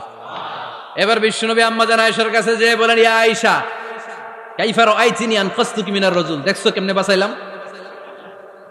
আমি না থাকলে ভর্তা বানাই ফেলতো আজকে। আমি বাঁচাইছি তোমারে, আমি আমার লগে ঝগড়া করো তুমি। লজ্জায় পড়ে আম্মা জান আয়েশা খিলখিল করে হেসে দিলেন, বিশ্বনবীও হেসে দিলেন। দুইজনের হাসির মধুর আওয়াজ শুনে সাইয়েদনা আবু বকর বাইরে থেকে অবাক, কিরে এতক্ষণ না ঝড় তুফান, এখন দেখি হাসি। সালাম দিয়ে অনুমতি নিয়ে ভিতরে ঢুকলেন। ঢুকে দেখেন আম্মা জান আয়েশাও হাসে, বিশ্বনবীও হাসে। এ হাসি দেখে আবু বকর রাদিয়াল্লাহু আনহু হেসে দিলেন। আরশের উপর থেকে খুশি হয়ে গেলেন কে? এবার সাইয়েদনা আবু বকর রাদিয়াল্লাহু তাআলা আনহু বললেন, ইয়া রাসূলুল্লাহ আশরিকানি ফি সিলমিকুমা কামা আশরাকতুমানি ফি হারবিকুমা। ও নবী, যুদ্ধ লাগলে, দুইজন যুদ্ধ লাগলে মীমাংসার জন্য যেমনি আমারে ডাকেন, এরকম হাসি আর আনন্দের মুহূর্তেও আমারে একটু ডাইকেন। আশরিকানি ফি সিলমিকুমা কামা আশরাকতুমানি ফি হারবিকুমা। নবী, আপনাদের মধ্যে ঝগড়া লাগলে সন্ধি করার জন্য আমারে যেমনি ডাকেন, আপনাদের হাসি খুশি আনন্দ খুনসুটি এই মজাদার মুহূর্তগুলোতে আমারে বঞ্চিত রাখেন না, আমার একটু ডাইকেন। সুবহানাল্লাহ পড়েন। এই মুসনাদে আহমদ ইবনে হাম্বলের হাদিস শোনার উদ্দেশ্য হচ্ছে, বিশ্বনবী প্রথমে ওমরে ফারুকের নাম বলেছিলেন। সাইয়েদনা আয়েশা বলে, না আমি ডরাই। হাইবাত, দিস ইজ কল্ড হাইবাত ওমর। একবার বিশ্বনবীর সব বিবিরা ধরলেন, ও নবী আমাদেরকে এটা দেন, ওইটা দেন, ঘরে এটা নাই, ওইটা নাই, ওইটা নাই। বিশ্বনবীকে, আমার কাছে কিচ্ছু নাই, যদি এমনি আমার বউ হয়ে থাকতে চাও থাকো, তাহলে তা না হলে যা লাগবে কিনে দেব, সাথে সাথে তালাকও দিয়ে দিব। কিছু দিতে পারবো না, আমার নাই তো, সামর্থ্য নাই। কিন্তু বিবিরাও ছাড়া না, এটা দেন ওইটা দেন। বিশ্বনবী রহমতের নবী, বিবিদেরকে বুঝাতেও পারেন না, বিবিরা আবদার করতেছে, নবী এটা লাগবে ওইটা লাগবে। ইন দ্য মিন টাইম বিশ্বনবী একজনের সালাম শুনতে পেলেন। কে যেন দরজায় দাঁড়িয়ে বলতেছে, আসসালামু আলাইকুম। বিশ্বনবী দরজার দিকে তাকালেন, তাকিয়ে বললেন, ওয়া আলাইকুমুস সালাম। আর বুঝতে পারলেন এটা আমার ওমরের সালাম। সালাম দেওয়ার পরে বিবিদের দিকে তাকায় দেখে একজন বিবিও নাই, সব অন্দরমহলের ভিতরে দৌড়।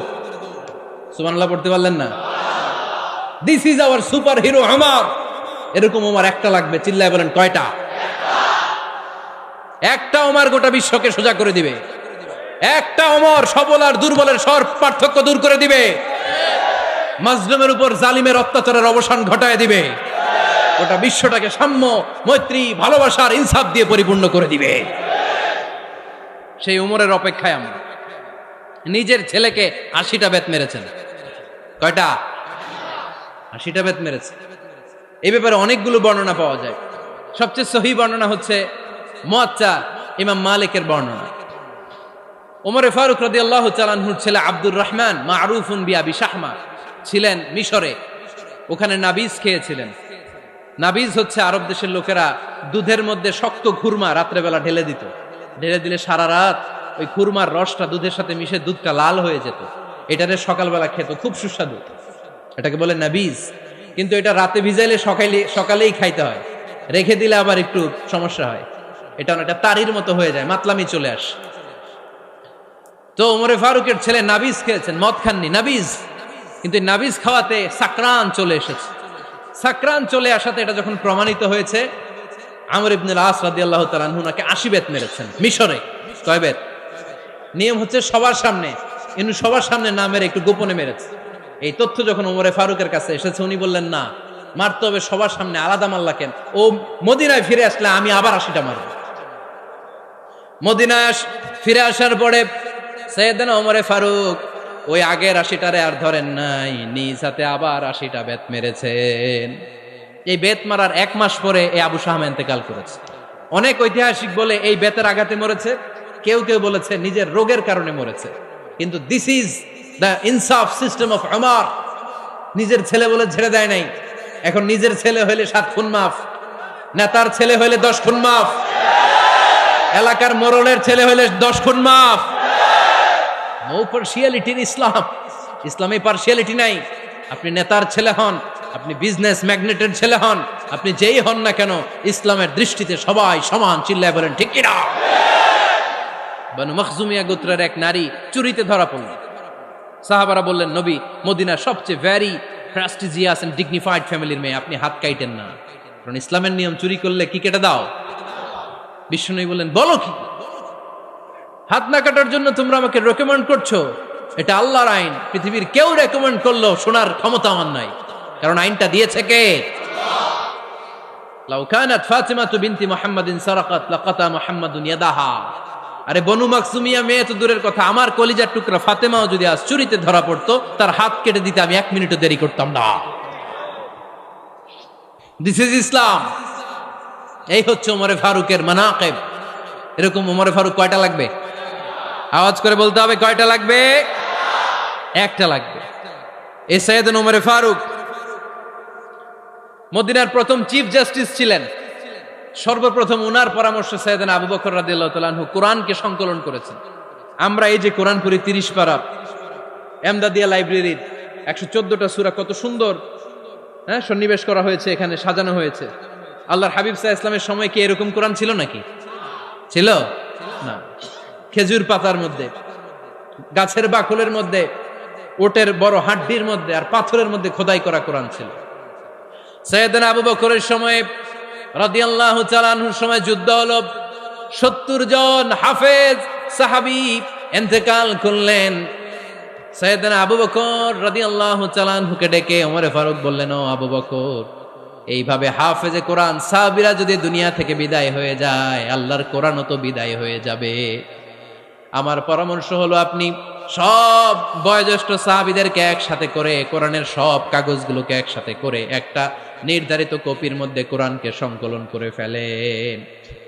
সাইয়েদনা আবু বকর বললেন, যেটা আমার নবী করে না, এটা আমি কেমনে করি?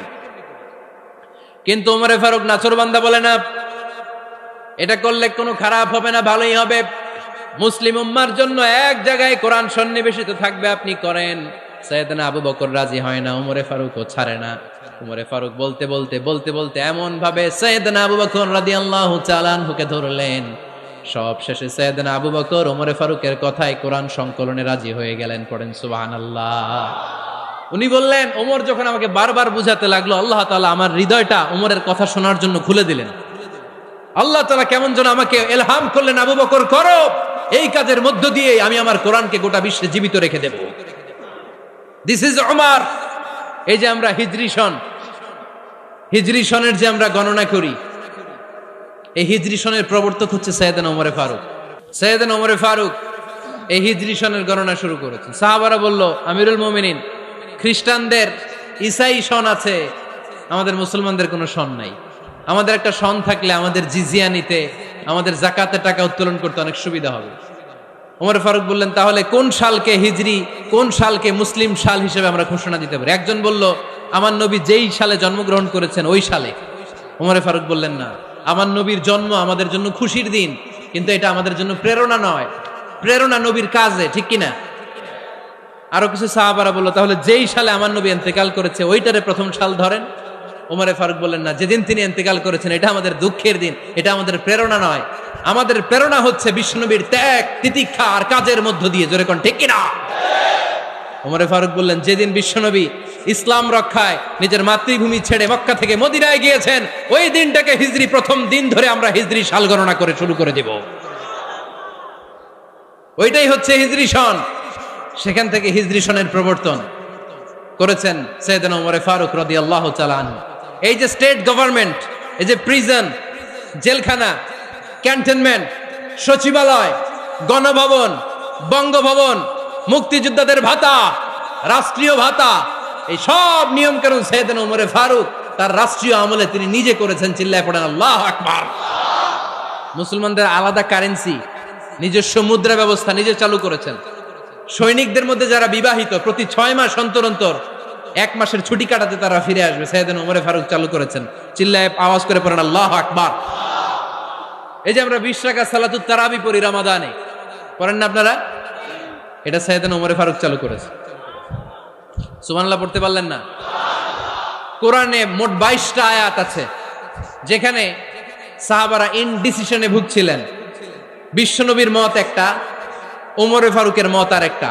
এই 22 জায়গায় আল্লাহ তাআলা বিশ্বনবীর মতের পক্ষে আয়াত নাজিল না করে ওমরে ফারুকের মতের পক্ষে করোনার আয়াত নাজিল করেছেন। আওয়াজ করে পড়েন আল্লাহু আকবার। এদিকে উঠলেন কেন আপনারা? যারা উঠছেন আমার দিকে তাকান।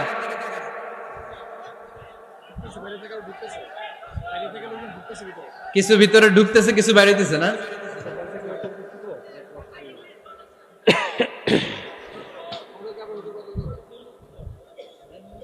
সাইয়েদনা ওমর ফারুক, আমরা সাহাবীদের জীবন চরিত পড়তে চাই না, কত যে অনুপ্রেরণামূলক দৃষ্টান্ত সাইয়েদনা ওমর ফারুক আমাদের জন্য রেখে গিয়েছেন। ওমর ফারুক যখন খলিফা, দিনের বেলায় যদি রাষ্ট্রে কোনো নিয়ম জারি করতেন, দিনের বেলায় জনগণকে কোনো বিষয়ে যদি নিষেধ করতেন, রাত্রে বেলায় খাওয়ার সময় ফ্যামিলি মেম্বারদের সবাইকে বলতেন, এই দিনের বেলা আমি জনগণকে এই কাজ করতে নিষেধ করেছি, তোমরা আমার ফ্যামিলি মেম্বার, খবরদার তোমরা এই কাজ করো না। জনগণ করলে যতটুকু শাস্তি, তোরা করলে পাবি ডবল শাস্তি। সুবহানাল্লাহ কইবেন না?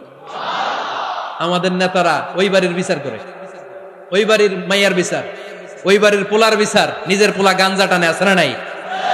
নিজের মেয়ে অপরাধ করে আছে না নাই? কি নেতা ছিলেন ওমর ফারুক! আগে নিজের ঘর সামলিয়েছেন, আগে নিজেকে সামলিয়েছেন, নিজের ঘর ঠিক করেছেন। বলেছেন জনগণ করলে যত বেদ, তোরা করলে double Veda. This is call leader, ঠিক কিনা? এক বাবা এসে বললেন, ওমর ফারুক আমার ছেলে কথা শোনে না, বেয়াদব। ওমর ফারুক ছেলেরা ডাকলেন, বাবা তুমি তোমার আব্বাজানের কথা শোনো না, এটা তো কবিরা গুনাহ। ছেলে বলে, ওমর ফারুক সব দায় দায়িত্ব আল্লাহ ছেলে মেয়েদেরকে দিয়েছে, বাবা মাকে কোনো দায়িত্ব দেয় নাই। ওমর ফারুক বললেন, অবশ্যই দায়িত্ব দিয়েছে। তাহলে বলেন আমার বাবার দায়িত্ব কি? উনি বললেন, প্রাইমারিলি প্রথমত 3 দায়িত্ব। আইয়ানতাকিয়া উম্মাহ, পৃথিবীর প্রতিটি বাবার উচিত ছেলেদের মেয়েদের জন্য ভালো মায়ের ব্যবস্থা করা। 2 নম্বরে আইয়ুহসিনা ইসমা, সুন্দর তার একটা নাম রেখে দেয়া। 3 নাম্বার ইউআল্লিমাহুল কিতাব, তার আল্লাহর কিতাব শিক্ষা দেওয়া। এবার ছেলেকে আমার আব্বা 3টার একটাও করে নাই। এবার ওমর ফারুক রেগে গেলেন, বাবার কাঁধে ধরলেন, বললেন তুই ছেলের জন্য বিচার নিয়ে আসলি, তোর 3টা দায়িত্বের একটাও তুই পালন করিস নাই। ছেলে বলে, আমিরুল মুমিনিন, আমার মা নর্তকী, আমার মা মাজুসি, আমার মায়ের মধ্যে কোনো আদব কাদব নাই, সুন্দরী দেখে আমার মা রে বাবা বিয়ে করছে, আমার মায়ের কাছ থেকে জীবনে কিছু শিখি নাই। 2 নাম্বার সাম্মানি খানফাসা, আমার বাবা আমার নাম রেখেছে চামচিকা। কি নাম রাখছে? এটা নাম হইলো একটা, এরকম উল্টাপাল্টা নাম আছে না নাই? না, এগুলো রাখবেন না। আব্দুল্লাহ রাখবেন, আব্দুর রহমান রাখবেন, আর একটা কি বলছি আজকে? হুযায়ফা রেখে দিয়েন, পারবেন? ওয়ালাম ইউআল্লিমনি হারফাম মিন কিতাবিল্লাহ, আমিরুল মুমিনিন। শুধু তাই না, আল্লাহর কোরআনের একটা অক্ষর আমার বাবা কোনোদিন আমারে শিক্ষা দেয় নাই। ওমর ফারুক রেগে গেলেন, এবার বাবার কান্দে ধইরা মারতে শুরু করলেন। তুই পোলার নামে বিচার নিয়ে আইছিস, তোরে মার দিমু আগে। এরকম নেতার দরকার আছে না নাই? মদিনায় এক লোক তার বউরে রাগের চোটে 100 তালাক দিয়ে ফেলছে। কয় তালাক দেয়ার নিয়ম কয়টা? দিছে কয়টা? এবার স্ত্রী কাঁদতে কাঁদতে এসে বলে, আমিরুল মুমিনিন দেখেন, আমার স্বামী আমারে রেগে মেগে 100 তালাক দিচ্ছে। ওমর ফারুক বললেন, দইরা নিয়ে আয় এটারে। নিয়ে আসা হলো। ওমর ফারুক বললেন, কয়টা তালাক দিয়েছো? কয় 100টা। কেন দিছো? কয় মাথা গরম আছিল। এরকম আছে না? তালাক দেওয়ার সময় সব তালাক, তুই তালাক, তোর মা তালাক, তোর বোন তালাক, সব তালাক। তালাক দিবে ওয়াইফ রে, দিতেছে সবাই রে। ওমর ফারুক বললেন, দিবে 3টা, 100টা দিলা কেন? কয় মেজাজ গরম ছিল। কয় দাঁড়া, আত-তালাকু মিন শাআইরিল্লাহ, তালাক হচ্ছে আল্লাহর দেয়া বিধানের একটা নিদর্শন, এটা নিয়ে তুই খামখেয়ালি করলি। আমার রায় শোন, আমার রায় হচ্ছে 3 তালাকে তোর বউ তালাক, বাকি 97 তালাক তোর পিঠের উপরে পড়বে। এরকম বিচারের দরকার আছে না নাই? এরকম দৃষ্টান্তমূলক বিচার যদি বাংলার জমিনে দেয়া হতো, আর কোন নারী ধর্ষিতা হতো, আর কোন নারীকে অ্যাসিড মারা হতো, আর কোন নারী যৌতুকের জন্য কান্না করত, একটা আমল লাগবে, বেশি না। মক্কা, মদিনা, এই 7 জায়গায় 7 জন গভর্নর পাঠিয়েছেন, তাদের থেকে তথ্য নিতেন। এই গভর্নর সিস্টেম উনি বানিয়েছেন। সাইয়েদনা আমর ইবনে আল-আস রাদিয়াল্লাহু তাআলা আনহুকে পাঠিয়েছেন মিশরে। মিশরে একটা দৌড় প্রতিযোগিতা হতো। মিশরি বলে, আমার মাল্লা কেন? তুমি খেলায় পারো না, আমারে মাল্লা কেন? কয় আনা ইবনুল আকরামিন, আমি গভর্নরের পোলা। আমি যা বলবো এটাই হবে, আমার উপরে কথা নাই। মিশরি ওইখানে আর ঝগড়া বাঁধায় নাই, মনে দুঃখ নিয়ে মদিনায় চলে আসলেন। এসে বললেন, আমিরুল মুমিনিন, আপনি আমর ইবনুল আস রাদিয়াল্লাহু তাআলা আনহুকে মিশরের গভর্নর বানিয়ে পাঠিয়েছেন। একটা প্রতিযোগিতায় আমি চ্যাম্পিয়ন হয়েছি, ওনার ছেলে হয়েছে রানার আপ। কেন সে চ্যাম্পিয়ন হতে পারে নাই? এই কারণে আমার মাথায় লাঠি দিয়ে 3টা বাড়ি মেরেছে। বিচারটা দিছে কার দরবারে? কথা বুঝেন নাই বোধহয়? ওমরে ফারুকের দরবার। ওমরে ফারুক বললেন, তাই আগামী বছরের অমুক তারিখ আমি সব গভর্নরদেরকে ডেকে হিসাব নিতে, ওই দিন তুই থাকবি, পারবি না? মিশনে বলে পারবো, মানে অবশ্যই পারবো। ওই দিন 7 রাজ্য থেকে 7 গভর্নর হাজির, গভর্নরদের ছেলেরাও হাজির, মিশরীয় হাজির। 7 গভর্নরের কাছ থেকে 7 এলাকার খোঁজ খবর নেয়ার পরে ওমরে ফারুক বললেন, আইনাল মিসরি, মিশরি লোকটা কই, এদিকে আয়। মিশরি সামনে আসার পরে বলল, আমর ইবনুল আস, তুমি মিশরের গভর্নর, তোমার ছেলে সহ তুমি আসো। আমর ইবনুল আস এসে সামনে বসে রইলেন। এবার বললেন, ও আমর ইবনুল আসের ছেলে, তুমি নাকি ইবনুল আকরামিন গভর্নরের ছেলে, তুমি যা বলবা মিশরে নাকি তাই হবে, তোমার নাকি অনেক দাপট। নিজে একটা লাঠি এনে মিশরীর হাতে দিয়ে বলল, এবার তোর মাথায় যতটা মারছে তুই ততটা গুনে গুনে মার, আমি দেখবো। আমর ইবনুল আস দেখবে, আমর ইবনুল আসের ছেলেরে তুই এখানে মার। সে বলতেছে, থাক, আপনি বলছেন এতেই যথেষ্ট, মারা লাগবে না, আমি মাফ করে দিলাম। ওমরে ফারুক বলল, খবরদার, মার, মার ওর মাথার মধ্যে। মিশরি ওমরে ফারুকের ধমক শুনে ভয়ে ভয়ে 3টা বাড়ি মারল। এই বাড়ি মারা দেখেও ওমরে ফারুকের হৃদয় ঠান্ডা হয় নাই। লজ্জায় আমর ইবনুল আস, বয়স হয়ে গিয়েছে সাহাবা, মাথা তখন টাক, মাথায় চুল নাই, লজ্জায় মাথাটা হেট হয়ে মাথাটা নিচু করে রেখেছে। এবার রাগের চোটে ওমরে ফারুক বললেন, এবার আমর ইবনুল আসের টাক মাথার মধ্যে একটা মার, মার। কেন ছেলেকে শিক্ষা দিতে পারে নাই? ইয়া আমর ইবনুল আস, মাতা জাআলতুমুন নাস আবিদা, জনগণ তাদেরকে দেখভাল করার জন্য তোমাদেরকে পাঠানো হয়েছে, তাদের উপর কোনো অত্যাচার করার জন্য নয়। চিল্লায় বলেন ঠিক কি না? এরকম নেতা কয়টা লাগবে? কয়টা? ওই নেতার নাম কি? ওমর। হা হুয়া ইয়াতি ওমর। 22 জায়গায় বিশ্বনবী কয় একটা, ওমরে ফারুক বলে আর একটা। আল্লাহ বলে, বিশ্বনবী আপনার পক্ষে আমি আয়াত নাজিল করতে পারলাম না, আমি ওমরের পক্ষে নাজিল করে দিলাম। বিশ্বনবী বলতেন, ইন্নালি কুল্লি উম্মাতিন মুহাদ্দাস, সব উম্মতের মধ্যে, সব নবীর উম্মতের মধ্য থেকে একজন করে আল্লাহ তাকে মুহাদ্দিস বানাতো। মুহাদ্দিস না, মুহাদ্দাস। মুহাদ্দাস মানে এমন লোক যিনি যা ভাবতো ওই ভাবনাটাই আল্লাহ আয়াত হিসেবে নাজিল করে দিতেন। বিশ্বনবী বলেন, আমার উম্মতের মধ্যে মুহাদ্দাস হচ্ছে সাইয়েদনা ওমর। মদিনার সবচেয়ে বড় মুনাফিকের নাম আব্দুল্লাহ ইবনে উবাই ইবনে সালুল, সব মুনাফিকদের সরদার, কিন্তু এই মুনাফিকের ছেলেটা হলো পাক্কা ইমানদার। এই ছেলের নাম হলো আব্দুল্লাহ। আওয়াজ করে বলেন, ছেলের নাম কি? আব্দুল্লাহ ইবনে উবাই ইবনে সালুল, মুনাফিক সরদার যখন ইন্তেকাল করলো, সাইয়েদনা আব্দুল্লাহ রাদিয়াল্লাহু তাআলা আনহু বিশ্বনবীর কাছে এসে চোখের পানি ছেড়ে ডেকে বলে, নবী আপনিও জানেন, আমিও জানি, মদিনার সবাই জানে আমার আব্বা মুনাফিকদের সরদার, কিন্তু আমার মন তো মানে না, আমার তো পিতা, আমার তো বাবা লাগে, আমার তো মন মানে না। আপনিও জানেন মুনাফিক, আমিও জানি মুনাফিক। নবী আপনার দরবারে কিছু আমি চাই না, আপনার গায়ের একটা জামা দেন, আপনার জামাটা পরিয়ে আমার বাবারে দাফন দিব। এর উসিলায় যদি আমার আব্বারে আল্লাহ মাফ করে দেয়, দয়ার নবী মায়ের নবী জামা খুলে দিয়ে দিলেন। পড়েন সুবহানাল্লাহ। আব্দুল্লাহ রাদিয়াল্লাহু তাআলা আবার আবদার চললেন, নবী জানি আমার বাবা মুনাফিক, কিন্তু আমার তো বাবা, আপনার দরবারে ফরিয়াদ, আপনি নিজে যে আমার বাবার জানাজার নামাজের ইমামতি করবেন।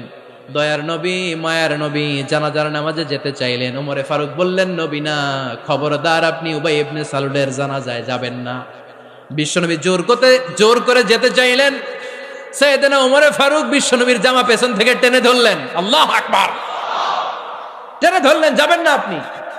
ওমরে ফারুকের হাত থেকে হ্যাচকা টান মেরে জুব্বা টান দিয়ে বিশ্বনবী জানাজায় চলে গেলেন। রব্বুল আলামিন আয়াত নাজিল করলেন, ইস্তাগফির লাহুম আও লা তাস্তাগফির লাহুম ওয়া ইন তাস্তাগফির লাহুম 70 মাররাতান ফালান ইয়াগফিরাল্লাহু লাহুম। নবী গো, একবার নয়, দুইবার নয়, 70 বারও যদি এই মুনাফিকের জন্য আপনি ক্ষমা চান, তার জন্য ক্ষমা নাই, তার জন্য আছে জাহান্নাম। ওয়ালা তাকুম, আপনি যাবেন না আলা কবরি, কখনো তাদের জানাজায় যাবেন না। এই যে একটা ভুল করে ফেলছেন, এটা এইবারই শেষ, এরপরে আর যাবেন না। সাইয়েদনা ওমর ফারুকের পক্ষে আল্লাহ তাআলা কোরআনের আয়াত নাজিল করে দিলেন, চিল্লায় পড়েন আল্লাহু আকবার। এভাবে 22টা জায়গায় ওমর ফারুক যা বলেছে এটা নিয়ে একটা আলাদা আলোচনা হইতে হবে, আলাদা একটা আলোচনা লাগবে যে 22টা আয়াতে আল্লাহ তাআলা বিশ্বনবীর পক্ষে কোরআনের আয়াত নাজিল না করে সাইয়েদনা ওমর ফারুকের পক্ষে আয়াত নাজিল করেছেন, চিল্লায় পড়েন সুবহানাল্লাহ। ওই ওমর ফারুককে আমাদের মডেল বানানোর দরকার আছে না নাই? ওই ওমর ফারুকের জীবনী আমাদের ছেলে মেয়েদেরকে পড়ানোর দরকার আছে না নাই? আমাদের ভবিষ্যৎ প্রজন্ম এগুলো জানে না। ওরা সালমান খান দেখে বড় হয়, ওরা শাহরুখ খান দেখে বড় হয়, ওরা ঋত্বিক রোশনকে দেখে বড় হয়, ওরা মনে করে যে এরাই বড় সুপার হিরো। আমাদের যে কত বড় সুপার হিরো আছে এরা জানেই না। নতুন প্রজন্মের কর্ণকহুরে সাইয়েদনা ওমর ফারুকের ইতিহাস পৌঁছে দেওয়ার দরকার আছে না নাই? ওমর ফারুকের ইন্তেকালের ঘটনাটা বলেই আমরা মোনাজাতের দিকে যাব। শুনবেন? শুনতে চান? উনি স্বপ্নে দেখলেন একটা লাল মোরগ ওনাকে 3টা ঠোকর মেরেছে। কয়টা? উনি জুমার নামাজে, জিলহজ মাসের শেষ সপ্তাহে জুমার নামাজে বললেন যে একটা লাল মোরগ 3টা ঠোকর মেরেছে। মুগীরা ইবনে শুবা রাদিয়াল্লাহু তাআলা আনহুর দাস আবু লুলু আল মাজুসি, এই লোকটা খঞ্জর বানাতে পারত। মুগীরা রাদিয়াল্লাহু তাআলা আনহুর দাস। মুগীরা প্রতিদিন 4 দিরহাম করে চার্জ করত, যেহেতু দাস। সে এসে বিচার দিল, আমিরুল মুমিনিন, মুগীরা আমার থেকে বেশি টাকা চায়, জুলুম করে। ওমর ফারুক বললেন, তাই? তুমি কি কাজ জানো? বলে, আমি খঞ্জর বানাতে জানি। বাড়ি কই? পারস্য। আরে তুমি খঞ্জর বানাতে জানলে তো 4 দিরহাম অনেক কম, সে তো আরো বেশি টাকা নেওয়া দরকার ছিল তোমার থেকে। আবু লুলুর এই কথা পছন্দ হয় নাই। সে কয়, ওমর তুমি সবারে দয়া দেখাও আর আমার ক্ষেত্রে কঠিন নিয়ম বানাইলা, দাঁড়াও এই নিয়ম তোমারে আমি দেখাবো। এই রাগে সে বাড়িতে যে একটা খঞ্জর বানালো। কি বানালো? খঞ্জর চিনেন? ছোট্ট ছুরি। কিছুদিন আগে ওমানের সুলতান কাবুস ইন্তেকাল করেছে, জানেন আপনারা? ওনার এই কোমরের মধ্যে খঞ্জর থাকতো, ছবিতে দেখছেন? আরব শায়েখ যারা সুলতান আমির, কোমরে কি থাকে? ছোরা থাকে, খঞ্জর। সে বাসায় যে একটা খঞ্জর বানালো, যেই খঞ্জরের 2 মাথা, লাহু রাসান ওয়া মাকবাদাতুহু ফি ওয়াসাতি, আর ধরার হ্যান্ডেলটা মাঝখানে, এদিকেও ছুরি এদিকেও ছুরি, যাতে এইভাবে এইভাবে মারা যায়। সে ধার দিতে লাগলো আর বলল, ওমর দাঁড়াও তোমারে আমি দেখাবো।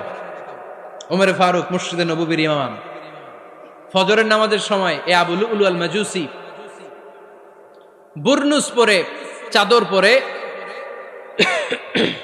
লুকিয়ে লুকিয়ে, সে অগ্নি উপাসক, মুমিন নয়।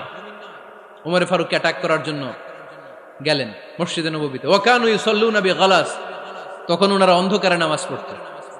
নামাজের সময় যখন হলো, লুকিয়ে লুকিয়ে প্রথম কাতারে ওমর ফারুকের পিছনে মুয়াজ্জিনের পাশেই দাঁড়ালো, হাতে খঞ্জর।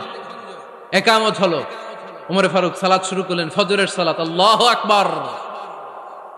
নামাজ শুরু করলেন, সূরা ফাতিহা বললেন। আরেকটা সূরা যখন পড়তে যাবেন, in the mean time Abu Lulu এই খঞ্জর নিয়ে ওমর ফারুকের বুকের মধ্যে 3টা স্টেবিং করলেন। একটা মারলেন নাভির নিচে, মারার সাথে সাথে পাকস্থলী কেটে গেল। আরেকটা মারলেন পাজরে, পাজর ছিঁড়ে গেল। 3টা মারার পরে ওমর ফারুক বললেন, কাতালানি আল কালব, এক কুকুর আমাকে মেরে ফেলেছে। পেছন থেকে এক সাহাবীকে টান মেরে সামনের দিকে নিয়ে গেলেন, তুমি নামাজের ইমামতি করাও। আর ওমর ফারুককে বাকিরা ধরাধরি করে পেছনে নিতে আরম্ভ করলেন। আর এই আত্মাই আক্রমণ যে করেছে, সে কাতারের মাঝখান দিয়ে যেতে আরম্ভ করলো আর 2 দিকে ছুরি মারতে আরম্ভ করলো। 13 জন সাহাবীর গায়ে ছুরি মেরেছে, 7 জন সাহাবা স্পট ডেথ, জায়গায় মৃত্যু। এই ভয়ঙ্কর অবস্থা দেখে এক সাহাবী বুরনুস, এক ধরনের জুব্বা আছে মাথাওয়ালা, অনেকে জ্যাকেট পরছেন না এরকম মাথাওয়ালা, লম্বা জুব্বা আছে, আরবরা শীতে পরে মাথাওয়ালা। এই মাথাওয়ালা জুব্বা বের করে এক সাহাবী জালের মতো তার দিকে উড়ায় মারল। ওই বুরনুসের মধ্যে পেঁচিয়ে আবু লুলু মাটিতে পড়ে গেল আর সুইসাইড করে ফেলল, নিজের বুকে নিজে মেরে আত্মহত্যা। যেই সাহাবীকে ইমামতির জন্য দাঁড় করালেন, উনি ছোট্ট সূরা দিয়ে, প্রথম রাকাতে সূরা আল কাউসার, দ্বিতীয় রাকাতে সূরাতুল ইখলাস দিয়ে নামাজ শেষ। ওমর ফারুক বেহুশ। ওমর ফারুক কি? হ্যাঁ, বেহুশ। সবাই কান্নাকাটি করতেছে, সবাই দেখতে গেলেন, এখন হুঁশ ফিরে না। মুখের মধ্যে, মুখ খুলে রাষ্ট্রের চিকিৎসক মুখের মধ্যে দুধ দিলেন, ওই নাভি দিয়ে দুধ বের হয়ে যায়। পাকস্থলী কেটে ওখান দিয়ে দুধ বের হয়ে যাচ্ছে। তারা বললো ওনারে বাঁচানো সম্ভব না, দেখেন হুঁশ ফিরে কিনা। হুঁশ ফিরলে ওনার পরে কে আমির হবে, উনি যেন প্যানেল ঠিক করে দিয়ে যায়। সবাই তাকিয়েছে ওমরে ফারুকের চোখের দিকে। আল্লাহর মেহেরবানিতে ঘন্টা খানিক পরে উনি চোখ খুললেন। চোখ খোলার পরেই বলেন নাই, ও মা আমি মরে যাই। চোখ খোলার পরে উনি বলেন নাই, কে মারলো আমারে। চোখ খোলার পরে উনি বলেন নাই, আমার পরে নেতা কে হবে। চোখ খোলার পরে সর্বপ্রথম কথাটি ছিল, আসল্লান নাস, আমার নেতৃত্বে যে ফজরের নামাজটা শুরু হয়েছিল এটাকে ঠিকমতো তোরা পড়েছিলি? আমার নেতৃত্বে যে ফজরের জামাত শুরু হয়েছিল সেটা ঠিকঠাক মতো সমাপ্ত হয়েছিল কিনা আগে বল। আসল্লান নাস, নামাজটা হয়েছে কিনা বল। সুবহানাল্লাহ কইতে পারলেন না? This is Omar, hour super hero. নেতা অনেকগুলো লাগে না, এরকম নেতা একটাই যথেষ্ট যে গোটা বিশ্বকে কাঁপায় দিতে পারে। চিল্লায় বলো ঠিক কিনা। আমরা চাই আমাদের ছেলেগুলো ওমরে ফারুকের মতো বড় হোক। আমরা চাই আমাদের ছেলে মেয়েগুলো খাব্বাব, খুবাইব, সাইয়েদনা আলী, উসমান, আবু বকর রাদিয়াল্লাহু তাআলা আনহুর অনুসরণে বড় হোক, ঠিক কিনা। আমরা একটা ওমর চাই যিনি আমাদেরকে সালাতের শিক্ষা দিয়ে গিয়েছেন, ইন্তেকালের আগে বলেছেন সাল্লান নাস। এজন্য আমরা যেন নামাজ কখনো নষ্ট না করি। আল্লাহর জমিনে দিন বাস্তবায়ন আসাদ্দুহুম ফি আমরিল্লাহি ওমর রাদিয়াল্লাহু তাআলা আনহুর মতো এত কঠোর কেউ ছিলেন না। তাই দিন বাস্তবায়নে আমরা যেন কাউরে ছাড় না দেই। সবার আগে আল্লাহর দিন, সবার আগে আল্লাহর কোরআন, সবার আগে আমার ইসলাম, ঠিক কিনা। চাইলেই কেউ এদেশ থেকে ইসলামরে মিটাই দিতে পারবে না। যে দেশে আল্লাহু আকবার ধ্বনির সাথে সাথে সূর্য উঠে যায়, আল্লাহু আকবার ধ্বনির সাথে সাথে সূর্য ডুবে যায়, সে দেশে আর কিছু থাকবে না থাক আমার ইসলাম থাকবেই, আর কিছু থাকবে না থাক আমার কোরআন থাকবেই। সে ইসলামের সাথে থাকতে রাজি আছেন তো? কোরআনের সাথে থাকতে রাজি আছেন তো?